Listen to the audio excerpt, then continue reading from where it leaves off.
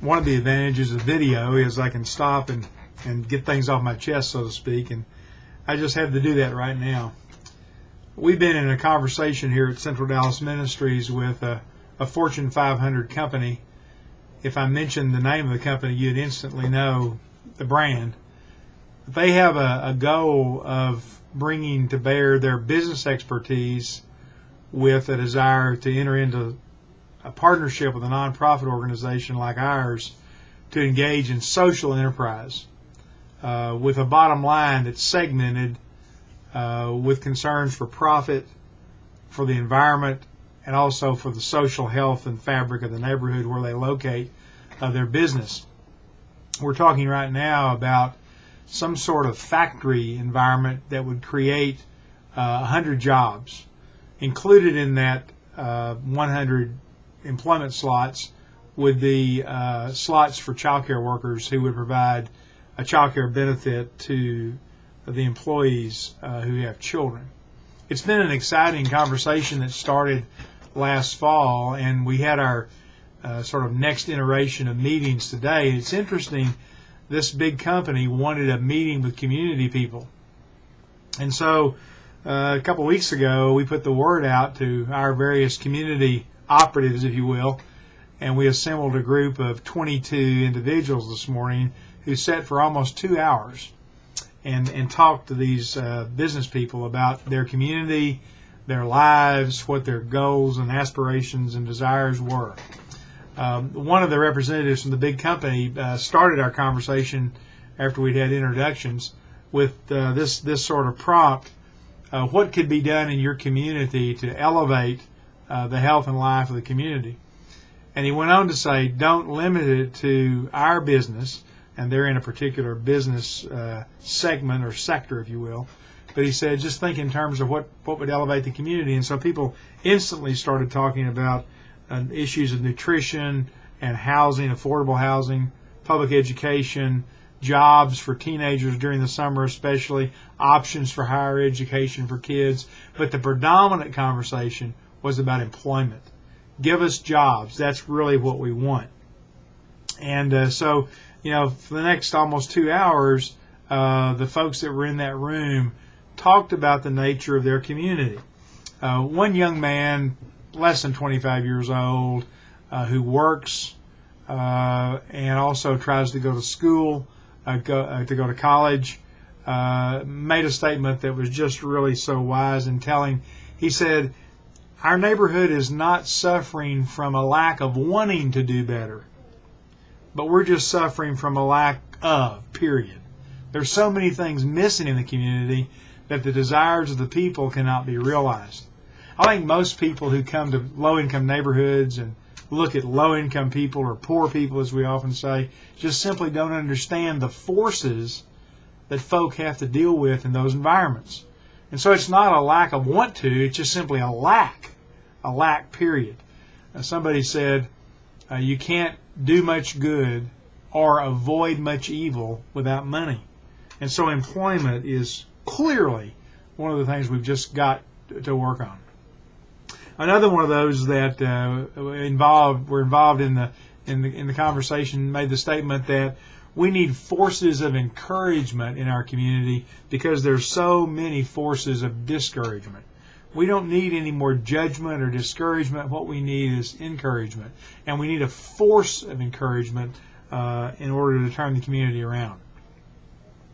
Another gentleman who's a volunteer here in our resource center, Central Dallas Ministries, told the group that he'd been released from prison back in November, and he'd placed 600 applications for work. He'd gotten out, and he hadn't received one call back because of his felony conviction and his time in prison. He said he cried finally after such a long effort, and he prayed, and somehow he said God led him to the resource center here at 409 North Haskell, the Central Dallas Ministries food pantry, as we kind of know it in a popular sense. And he volunteers here every day, still trying to get a job. But he's found purpose here, and he's found something to do here, honest work, and hopefully he'll be able to move from that to real employment out in the public sector. And then there was an amazing woman here who's the leader of a neighborhood organization in South Dallas, Fair Park area. And she described a time 30 years ago or so when the center of the neighborhood was one big employer. And because everyone worked, the community was vibrant and the children were playing. And the neighborhood was dynamic, even though it was a lower income neighborhood. She said that a phenomenon took over that's ravaged lots of inner city neighborhoods. The children in these stable neighborhoods got a fairly decent education. Many of them went on to either meaningful work or to higher education, and then they left to go to the suburbs here in Dallas and depopulated the neighborhood, which drove down the price of everything in the neighborhood and basically devastated it. And so now the challenge is to build back and to bring people back so that things can work again like they ought to. They talked about what a community partnership would really be like, and this big company was told in no uncertain terms that if you come to stay or don't come at all. And so words like faithfulness and caring and listening and doing walking tours of the neighborhood and really being honest about your connection to the neighborhood. Understand you've got to earn the trust of the neighborhood, because the neighborhoods we're talking about have been disappointed so often by well-meaning people who had short-term vision and short-term commitments. Another one of the young men said, if you're going to fight the war, you got to be in the war. And that was his way of saying you got to be down in the trenches with us if you're going to really make a difference for the good of this community. And then there was a long conversation about the rebuilding of one city block, Congo Street, historic African-American neighborhood, 26 homes to the acre, very dense, very small homes, but homes that the owners were very proud of. And the building community workshop under the leadership of Brent Brown, who's an architect here in Dallas who works with us at CDM on a regular basis, using our AmeriCorps members who were his architectural students, he started rebuilding that block last summer. And what's happening is a renovation of that city block, and it's really powerful. People are responding in a very positive way to the efforts of this group of young architects who are building homes at the bidding and direction of the community itself.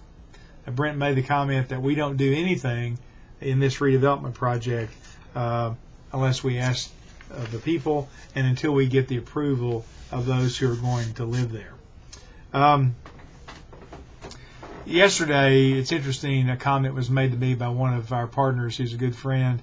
He said, the people closest to the problem in the inner city know the most about how to solve the problem, and therefore we make it a priority to listen to them. That's really good advice. Another gentleman today said, our kids run up against a ceiling, but it's not even a glass ceiling because they can't see beyond the ceiling. They just hit it and feel like they can't go beyond their experiences currently in this present, deprived, depressed, defeatist environment that really is pervasive in lots of inner city neighborhoods. Our meeting today was exciting, and it taught me one thing, or reminded me of one thing that I've believed for a long time. The resources necessary to bring about a revival in inner city neighborhoods already exist and resides in those neighborhoods. It just needs to be awakened, and it needs to leverage outside resources to allow for that internal human capital and capacity to do its work. It was quite a meeting, quite a morning. The work here is important, and thanks for dropping in.